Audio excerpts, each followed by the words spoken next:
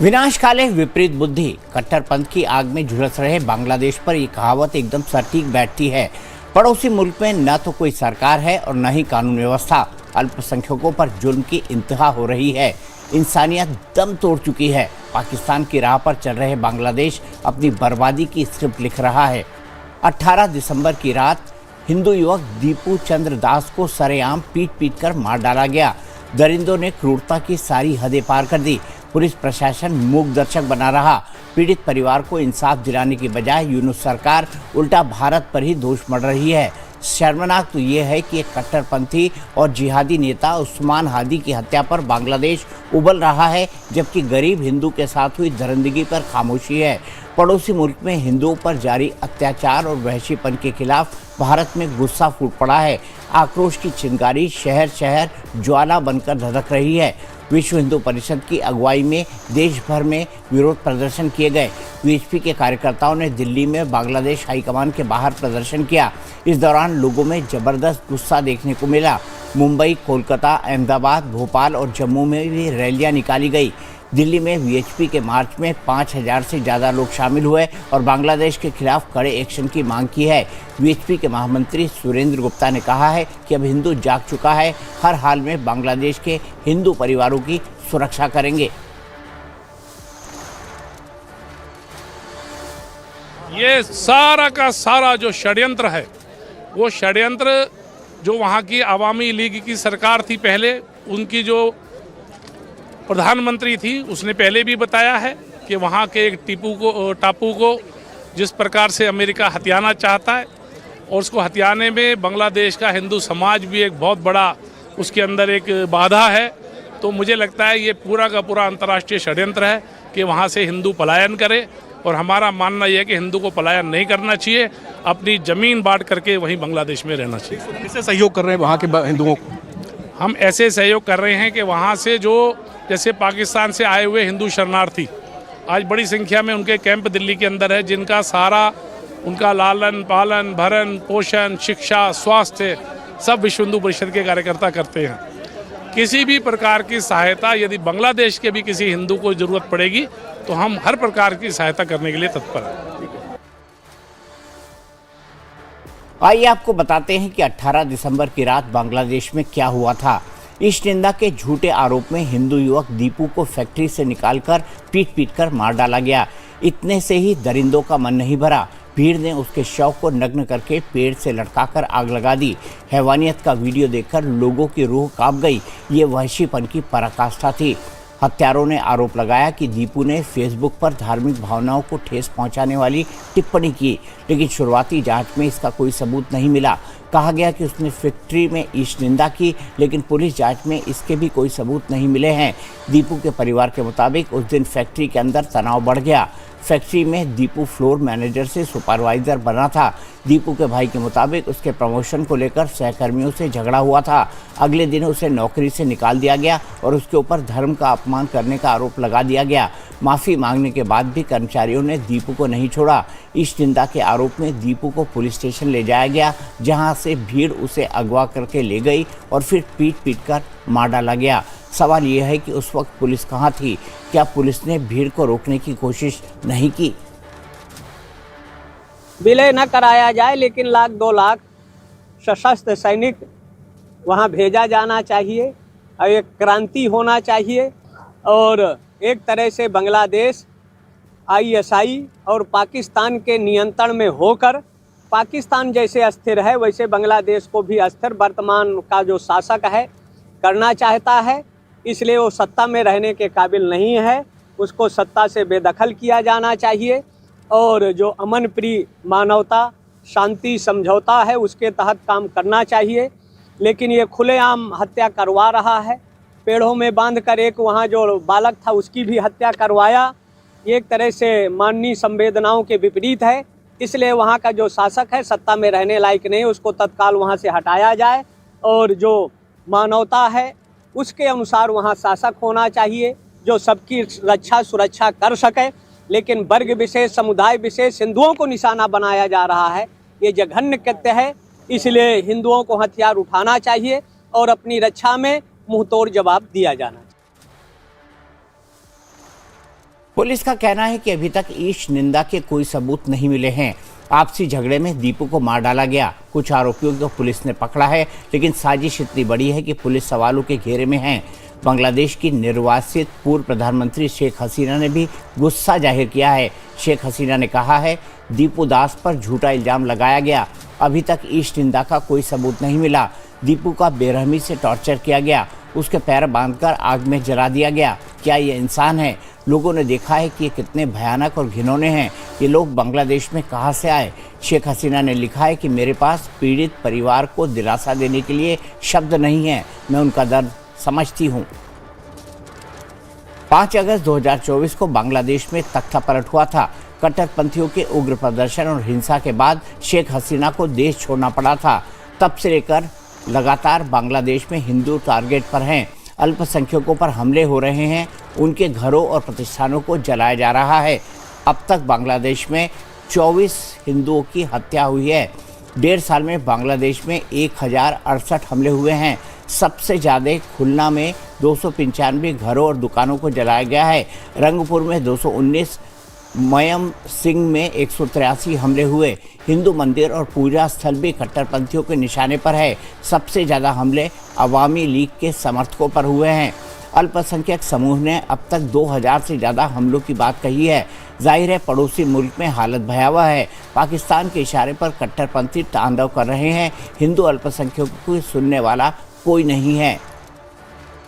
भारत सरकार से डिमांड है कि बांग्लादेश सरकार के ऊपर प्रेशर डाले।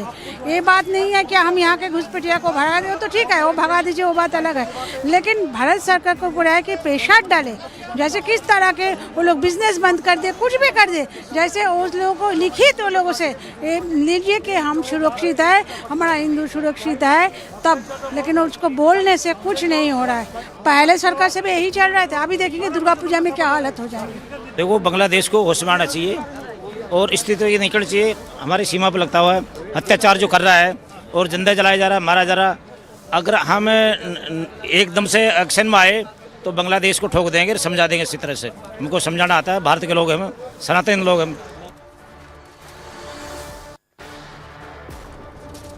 बांग्लादेश में भीड़ तंत्र का जिहादी तांडव देखकर पूरी दुनिया सख्ते में है। ब्रिटेन और यूरोपीय यूनियन ने भी गंभीर चिंता जाहिर की है। रूस ने बांग्लादेश की अंतरिम सरकार को कड़ी नसीहत दी है और कहा कि तुरंत सब कुछ ठीक करो। फ्रांस और जर्मनी ने बांग्लादेश को लोकतांत्रिक मूल्यों की याद दिलाई है। अब देखना यह है कि यूनुस सरकार विदेशी नसीहत पर गौर करती है या फिर मुनीर के इशारे पर मुल्क को फिर से नर की तरफ ले जाती है।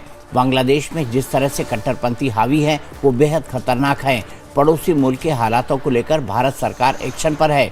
सीमा पर सुरक्षा कड़ी कर दी गई है। सिलीगुड़ी कॉरिडोर पर सुरक्षा एजेंसियों की नज़र है, लेकिन सबसे बड़ा सवाल हिंदुओं की सुरक्षा को लेकर है।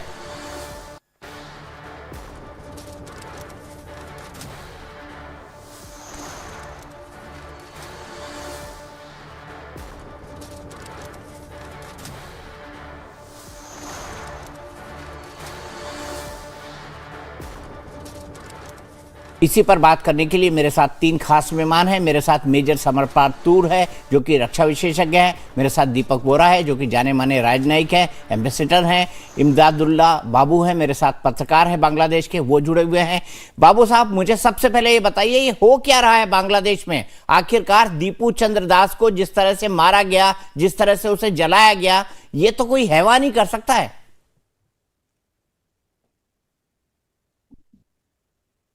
बेशक बांग्लादेश में जो दीपू का जो मामला हुआ है, ये बड़ा सच में ही बहुत ही दर्दनाक और खौफनाक बात है। और यहाँ पे इंसानियत का हर वो लहजा पार हो गया है जो कि नहीं होना चाहिए था।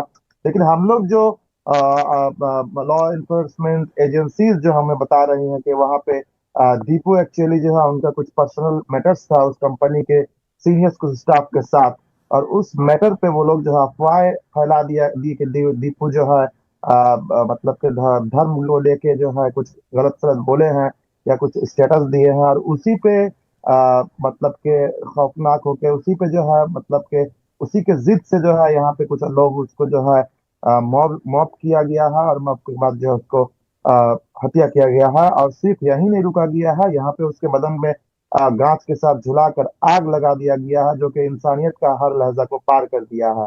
तो इसके बाद जो है वो दीपू की फैमिली यहाँ पे जो है बांग्लादेश में, वो लोग के साथ जो है यहाँ के जो मिनिस्टर्स है वो लोग मुलाकात किए हैं, बातचीत किए हैं, और इसके खिलाफ जो है मामला किए हैं, मतलब मुकदमा दायर हुआ है थाना में। और अब तक जो है हम जितना जानते हैं कि करीब तकरीबन 30 से 40 आदमी को गिरफ्तार किया गया है, जो दीपू के साथ मॉब में उसको हत्या के साथ जुड़े हुए थे। लेकिन बोलने का बात यह है कि बांग्लादेश में अभी जो सिचुएशन है, लॉ एंड एजेंसीज का जो वर्क है, ये सही में नजर पड़ने लायक नहीं है। इसी दरमियान सामने फरवरी में इलेक्शन होने जा रहा है। यहाँ पे आपको पता है कि इलेक्शन के कैंडिडेट्स भी वो भी सही नहीं है, सेफ नहीं है, उन्हें उनके ऊपर भी हथियारों ने हमला किया है। फिलहाल में शरीफ उस्मान हादी, एक ढाका 8 कॉन्स्टिट्यूएंसी के कैंडिडेट थे, उनको हत्या कर दिया गया है। खुलना एनसीपी की एक लीडर को एक ही किस्म से गोली चलाया गया है। तो ये सब मिला के अभी जो है बांग्लादेश का लॉ एंड एनफोर्समेंट नहीं नहीं जो बाबू साहब, मुझे ये वो बात सही में बताइए, हम ये लोग हालत जो है, आखिरकार है क्यों? ऐसा क्यों हो रहा है और भारत के खिलाफ इस तरह की सुर क्यों सुनाई पड़ रहे हैं? क्योंकि भारत ही वही देश है जिसने बांग्लादेश को जन्म दिया है। आप भूल गए इस बात को?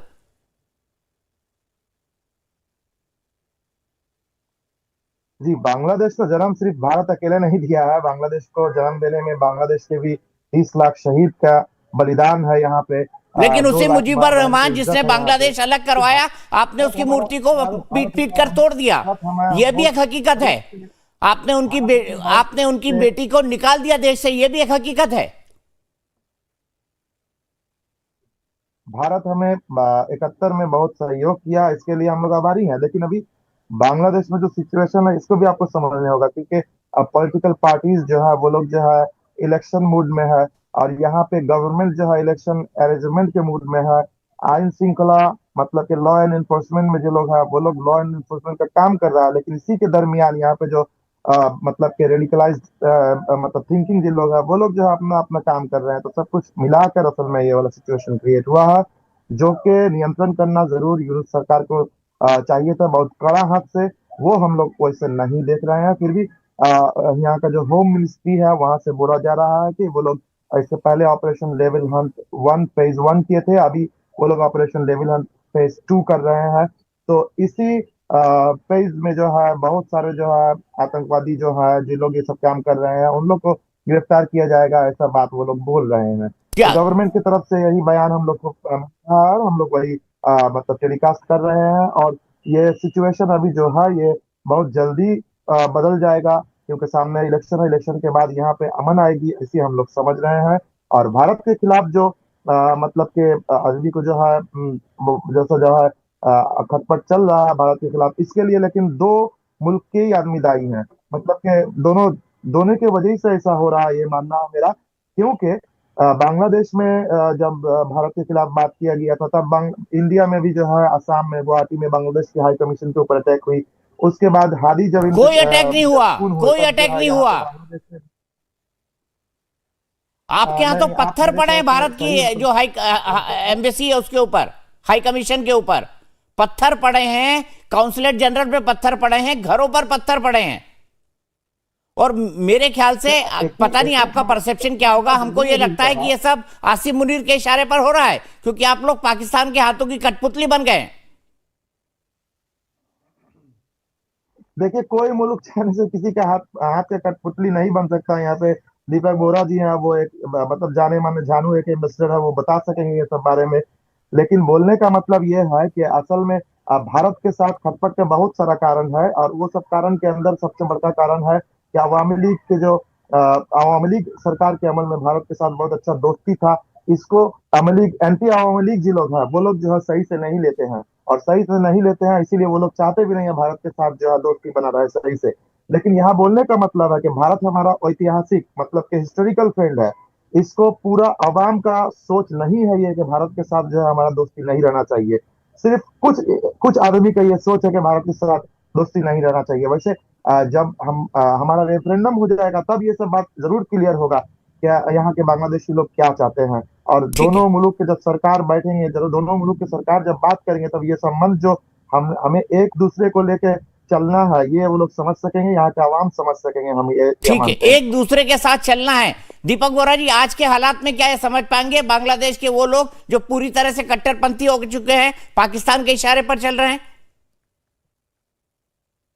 बहुत बहुत धन्यवाद sir, thank you very much. बहुत अच्छा लगता है जब आपके साथ होता हूँ आपके चैनल पर। अभी मेजर समरपाल तूर हैं जो इस समय लगता है कि मेरे फादरलैंड से हैं, अफगानिस्तान से, जो उन्होंने कपड़े पहन रखे हैं, जो टोपी उन्होंने सर पे रखी हुई है। और फिर लगता है कि हमारे जो बाबू साहब हैं उनकी भी मैं बात सुन रहा था। तीन चीजें बड़ी स्पष्ट हैं सर। शेख हसीना को निकाला जो भी उसके कारण हो, डजंट मैटर, उसको निकाल दिया और उसके बाद तुरंत हमारे द्विपक्षीय संबंध खराब होने लगे। वो उसका इंटेंडेड इफेक्ट नहीं था सर। लेकिन इस बेवकूफ को, जो मेरा ख्याल हिलरी क्लिंटन का खनसामा था या चौकीदार था या धोबी था, मोहम्मद यूसुफ खान, उसको उठा के यहाँ बिठा दिया। एक दिन तो उसने हुकूमत की नहीं है, अब वो बन गया है चीफ एडवाइजर। कोई कॉन्स्टिट्यूशनल पोजीशन नहीं है सर, इंटरिम गवर्नमेंट का कोई पोजीशन नहीं है बांग्लादेश में। तो अपने ही संविधान का उल्लंघन किया है। अब उसको आदत पड़ गई है, वो चाहता है कि अगले 500 साल तक मैं यहाँ बैठा रहूं। इलेक्शन सा वो पूरी कोशिश कर रहा है कि नहीं हो, क्योंकि इलेक्शन हो वो हारेगा। हारेगा क्या, उसकी तो पार्टी भी नहीं है, भाग जाएगा। और जब भागेगा पता नहीं कहाँ भागेगा, कुछ और बांग्लादेश के अंदर हुकूमत बनेगी, वो तो भाग जाएगा, नो क्वेश्चन। नहीं तो उसका भरता बना देंगे लोग। अब सर तीन चीजें जल्दी से बता देता हूँ। ये हादी साहब का जो किसी ने गोली मार के, अज्ञात लोगों ने गोली मार दी उसको और उसकी हत्या कर दी, उसको सिंगापुर क्यों ले गए थे? कोलकाता तो 45 मिनट दूर है, वहां क्यों नहीं लाए? सोचिएगा सर इसके बारे में, क्योंकि अगर वहां लाते तो पोस्टमार्टम किया जाता, कौन सी बंदूक से गोली चली थी वो हमें पता लग जाता। अब आप सोच लीजिए किसने इसको मरवाया, क्योंकि ये तो लीडर था ना, जिनके कारण ये क्या नाम है इसका, मोहम्मद यूसुफ खान आया वहां पे। अब उसको डर है कि यही लीडर मेरे बरखिलाफ हो गए। दूसरा किसी और को मारा है, क्यों सर? क्यों मारा जा रहा है जो लीडर्स थे उस मूवमेंट के, जो इस बेवकूफ को लेके आए हैं, क्यों? तो ये आप सोच। दूसरा जो आपने बताया कि आग लगा दी थी और वीडियो बना रहे थे, सर ये फिर से मैं कह रहा हूं बेवकूफ है, क्योंकि ये वीडियो एविडेंस बन जाता है।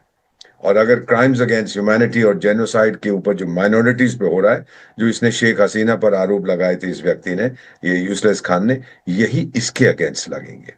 ये लोग समझते नहीं है सर, इतिहास का एक सबक है कि इतिहास का कोई सबक नहीं। वही गलती बार बार बार ये लोग करते हैं, सोचते हैं हमें कोई हाथ नहीं लगाएगा। Let me complete sir, I did not interrupt you. आप भी जरा खामोश रहिए, संयम बरतिए। तो इसमें सीधी बात यह है सर कि इसके अगेंस्ट भी ये चार्जेस लग सकते, कोई भी लगा देगा, उसके बाद हम देखते हैं क्या होगा। फाइनली सर तीसरी चीज जो मैं बताना चाहता हूं, बांग्लादेश को एक सबक लेना चाहिए श्रीलंका से, मालदीव से, नेपाल से, सेशल से। आपको याद होगा सर, पिछले 3-4 साल में मेजर समरपाल तूर को भी याद होगा, मालदीव में ओए एंटी इंडिया ये वो, और सारे आप लोग कह रहे ओ जी खत्म हो गया, सब खत्म हो गया। भागा आया नहीं, घुटने टेक कर, वो मालदीव वाला, वो श्रीलंका वाला, वो नेपाल वाला, वो सेशल्स वाला। अरे भारत के बिना हम कैसे जी सकते हैं? इनको ये समझ नहीं है सर। भारत से दुश्मनी करोगे कहाँ जाओगे? पाकिस्तान तो भिखमंगा, 1 रुपया नहीं देगा, खा जाएगा। और भूल गए सर, भूल गए, मेजर तूर साहब आपको याद कराएंगे, आपकी माओ और बहनों और पत्नियों के साथ फॉरगेट द फैक्ट कि भारत ने आपकी मदद की। क्या किया था उन्होंने? कितनी औरतों का बलात्कार हुआ था, कुछ याद है आपको सर? कि भूल गए आप? अपनी अम्मा से पूछिए, वो बताएंगी आपको क्या क्या हुआ था उस टाइम पे, फिर आपको ये समझ आएगी। तो जिसके पीछे आप दौड़ रहे हैं अभी तक, सर मैं आज की बात कर रहा हूं, 2025 दिसंबर 2025 को, अभी तक वो कहते हैं अरे ठीक है ये हम जा रहे हैं वापस बांग्लादेश में उनकी नस्ल ठीक करने, आपकी नस्ल ठीक करने आ रहे हैं, क्योंकि आप छोटे हैं, आप काले हैं। आप क्या सोचते चीन आपकी मदद करेगा? हाँ, एक सिपाही नहीं भेजेगा आपकी मदद, अकेले हैं, अकेले पड़े। चिकन नेक की बात करता है सर, प्लीज अपने उसको समझा दिए अगर आप पहुंच सकते हैं। अगर जिस दिन समरपाल तूर को गुस्सा आया, 48 घंटे के अंदर ढाका खत्म हो जाएगा, नष्ट हो जाएगा। लेकिन ये आपको समझना है सर, कार्ल मार्क्स ने, Deepak sir I just conclude, Karl Marx ने 170 साल पहले कहा था कि धर्म जो है वो जनता की हफीम है। जब पेट खाली है, आर्थिक व्यवस्था ठप हो गई है, कुछ नहीं है, गारमेंट इंडस्ट्री मर गई है, बिजली नहीं है, ये नहीं है, तो अरे धर्म खाओ धर्म खाओ धर्म खाओ। ये इस्लाम की बीमारी है कि खाते जाओ और फिर अगले जीवन में ये मिलेगा, वो मिलेगा, शहद मिलेगा, दूध मिलेगा और इतनी हसीनाएं मिलेंगी और हुरे मिलेंगी etcetera. Religion is the opium of the masses, gives them the strength to continue when everything around them is hopeless. ये मैंने नहीं कहा, ये कार्ल मार्क्स ने कहा। आज हम उसी को देख रहे हैं। मैं इतना ही कहना चाहता हूं सर, बांग्लादेश खुदकुशी उसी के रास्ते पे चल पड़ा है। सिविल वॉर होगी, इलेक्शन अगर पोस्टपोन हो गए, बहुत दंगा दे, और जो अभी हो रहा है वो तो एक पार्टी होगी कंपेयर टू जो होने वाला है। अच्छा समरपाल तूर साहब, अवामी लीग तो है नहीं, जो बीएनपी है उसके बारे में भी हमको पता है कि क्या सिचुएशन है वहां पर। आपको लगता है कि ये चुनाव होंगे, और अगर ये चुनाव होंगे तो कौन सी पॉलिटिकल फोर्सेस हैं जो इन चुनाव के अंदर लड़ेंगी? देखें दीपक जी, पहली चीज तो मैं स्पष्ट कर दूं कि ये इलेक्शंस आईएसआई होने ही नहीं देगी, और ये बात की सहमति मोहम्मद यूनुस आईएसआई के साथ हां में हां मिला के फरवरी 12 की डेट को रद्द कराया जाएगा। और अब हैरान मत होना कि ये करवाने के लिए बलि के बकरे बनेंगे स्टूडेंट लीडर, जिनमें से किसी को असैसिनेट आईएसआई कराएगी और नाम लगाएगी इंडिया का, और ऐसा माहौल खराब होगा कि इंडिया और बांग्लादेश की जो रिलेशन है वो ऑल टाइम मतलब एक युद्ध के कगार पे आ जाएंगे, और इसमें मैच्योरिटी इंडिया को दिखानी पड़ेगी। We have to cut off all trade, all traffic from India towards Bangladesh and from Bangladesh to India. We have to block everything, we have to seal everything. क्यों? क्योंकि हम नहीं चाहते कि बांग्लादेश कल हिंदुस्तान पे उंगली उठाए कि हमने कुछ खराब या गलत हरकत की है। दूसरा, 2025 जनवरी से आईएसआई के ब्रिगेडियर साहब और उनकी टीम ढाका में क्या कर रही है? रंगपुर के एयरफील्ड में 72 TB2 ड्रोन्स की डिप्लॉयमेंट का क्या मतलब बनता है? क्या इंडिया हॉस्टाइल रहा है कभी? और मैं आपको एक और चीज बता दूं, और बड़े स्पष्ट शब्दों में बता रहा हूं आपके चैनल के माध्यम से सभी लोगों को जो बांग्लादेश में बैठे अभी, कि माइनॉरिटीज की वल्नरेबिलिटी आपको और प्रॉब्लम में लाएगी। You will face the wrath of the Sen people of the world.